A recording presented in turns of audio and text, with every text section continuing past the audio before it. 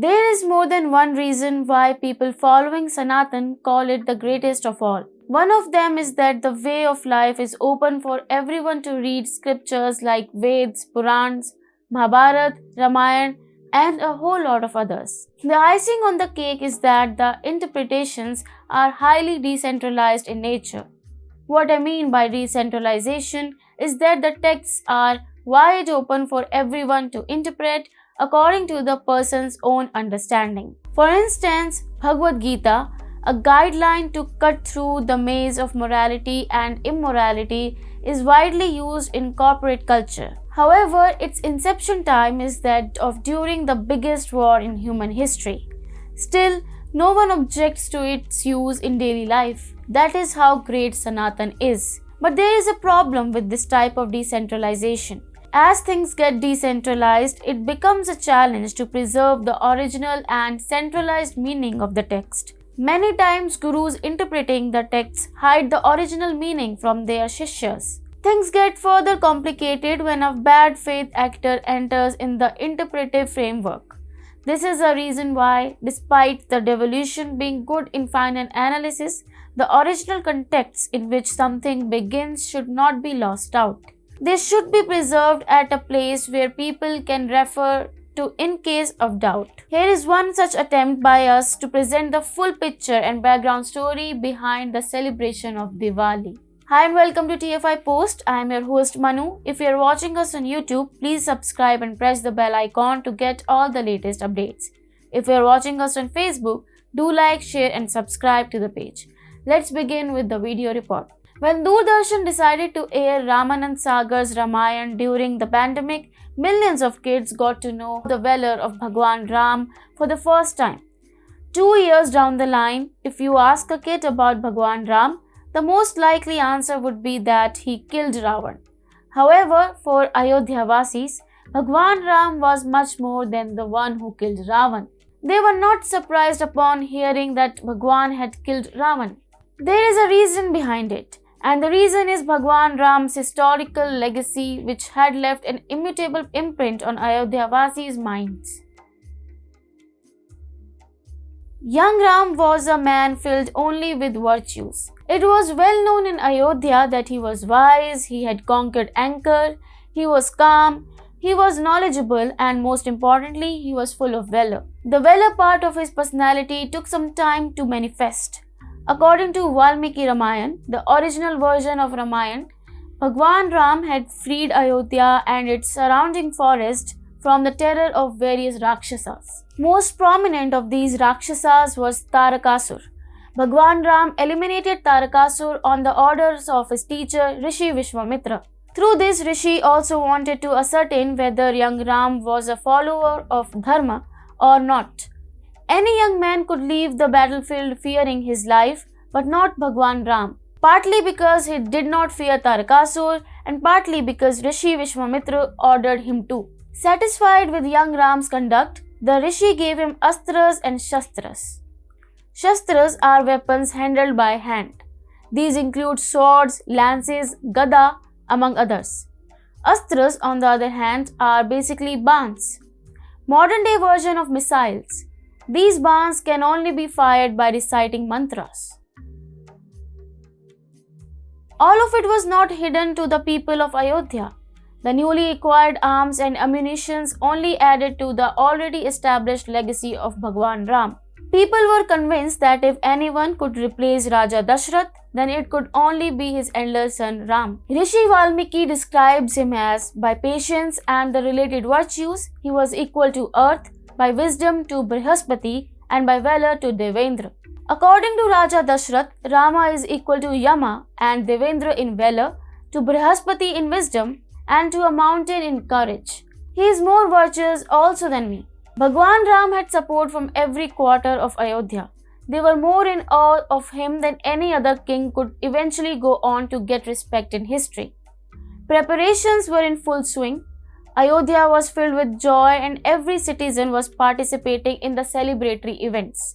In the words of Maharishi Valmiki, banners and colorful flags were hoisted on temples which looked brilliantly like the silver lining of cloud, at road junctions, in streets, on big trees situated in temple compounds, from watching towers at city gates, on shops of wealthy merchants, on buildings of rich family persons, on all assembly halls and all visible trees. Devi and Devatas were also handed the card for being a part of coronation ceremony.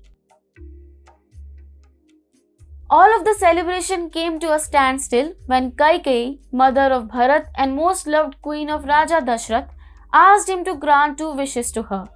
Raja Dashrath had promised to fulfill them during Devasur War. Kaikeyi, under the influence of the maid Manthara, sought the throne of Ayodhya for her son Bharat and the 14 years of exile for Ram for King Dashrath in the form of these boons. To protect his father's promise, Bhagwan Ram happily accepted 14 years of exile. Along with Bhagwan Ram, his wife Devi Sita and younger brother Lakshman accompanied him as well. Along with both of them, people of Ayodhya also decided to join Bhagwan Ram. Accepting his sovereignty, people of Ayodhya followed all three for quite a considerable distance. They were just not ready to accept that he won't be their king anymore. At last, Bhagwan Ram had to address them in order to send them back. Bhagwan Ram told them that he is only going in the forest to protect Pitra and Matra Dharma. People returned only when they were convinced that Bhagwan Ram was only taking a brief hiatus of 14 years. Ultimately, people of Ayodhya returned, but their love for Bhagwan Ram did not diminish. In fact, it only intensified when they heard the valor of their beloved king in the forests. Before his ultimate fight with Ravan, Bhagwan Ram had killed infamous Rakshasas like Marich, Virad, Khar, Trishara, among others. He had killed more than 2 lakhs Rakshasas himself. There came a moment when Bhagwan Ram killed 80,000 Rakshasas within a short span of 72 minutes, and that too with a simple bow and arrow. Imagine the swiftness with which he fired and reloaded them from his armory. People aware of his exploits in the jungle kept telling this to Ayodhya-vasis. They were glad to hear that even in the forest their king was a king and had not left his Raj Dharma. They were eagerly waiting for those 14 years to end. Meanwhile, Bhagwan Ram was involved in another bloody battle with Ravan, the king of Lanka. The killing of Ravan coincided with the end of exile period for Bhagwan Ram. He decided to head towards Ayodhya after ensuring that Vibhishan was crowned in Lanka. Bhagwan Ram had to return to Ayodhya with Pushpak Viman, the aerial car that belonged to Kuber. Along with Bhagwan Ram, his brother Lakshman, wife Sita, Vanar Raj Sugriv and Lanka king Vibhishan were also slated to be in the Viman. All of this had been conveyed to Bharat by Bhagwan Hanuman. Bharat asked his younger brother Shatrughan to make arrangements for Sri Ram's arrival. He told Shatrughan, Devatani cha sarvani chaityani nagrasya cha sugandha maler vardi tere chantu shuchyo nara sutaha stuti puranagye sarve vetalikas tatha sarve vaditra kushla ganikaschev sanghashah rajdaras tatha matya sainyah senangana brahmanasche sarajanya shredi mukhas tatha ganaha abhiniryantu ramasya drashtum shashinibham mukham. It means, let men of good conduct offer worships to their family deities, sanctuaries in the city with sweet-smelling flowers, and to the accompaniment of musical instruments. Let bards well versed in singing praises and Purans, as also panegyrists, all proficient in the use of musical instruments, courtesans all collected together, the queen mothers, ministers, army men and their wives, brahmanas accompanied by kshatriyas, leaders of guilds of traders and artisans, as also their members, come out to see the moon-like countenance of Rama. Pushpak Viman was destined to take all 4 of them to Nandigram. All roads from Nandigram to Ayodhya were levelled. Entire ground was sprinkled with ice-cold water.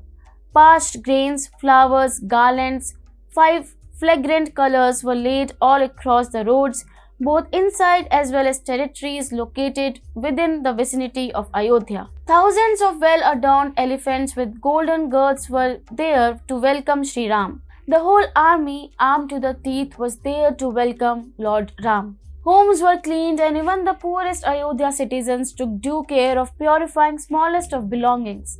Diyas were lit so that Bhagwan Ram could witness the grandeur of Rajya he was going to be king of. Along with the lights of diyas, firecrackers were burned out in celebration. Their sounds were add-ons on dhol, nagare, and other types of musical instruments used to welcome Bhagwan Ram. Whole of Ayodhya was singing mantras, songs, and shlokas for Bhagwan Ram, who was walking with garlands along his neck and flowers in his way. The grand celebration lasted for quite some time. Slowly, Ayodhya returned to its daily routine, inheriting a wonderful memory. Next year, on the anniversary of his arrival, they decided to recreate the scenes. They thoroughly enjoyed it that year as well, and from then on, it went on and on and on. The celebrations are a manifestation of Devi Lakshmi. Even before Swachh Bharat started to bring in more investments, Indians knew about it. Devi Lakshmi sits at place where there is cleanliness, where there is lightning, where there is no fear of dark. If your immediate environment is clean, there is no doubt that she will sit at that place. However, human nature is a bit greedy. Our minds can hold on to riches for quite a long time. That is why there was a need to introduce some wisdom to the newly gained wealth. This is where the concept of Bhagwan Ganesh being worshipped in festivals came in. Ganesh ji is there to quell the ego which the human mind gets occupied by when money comes to our pocket. That is the single most reason behind worshipping both Devi Lakshmi and Bhagwan Ganesh in unison. Change is the only constant in this ever-changing world. Things come into existence, things change and disappear into oblivion. But Deepavali has not and will never be. Its genesis lies in the return of Bhagwan Ram. His return had people's mandate to it, which is why celebrations will go on for yugs to come.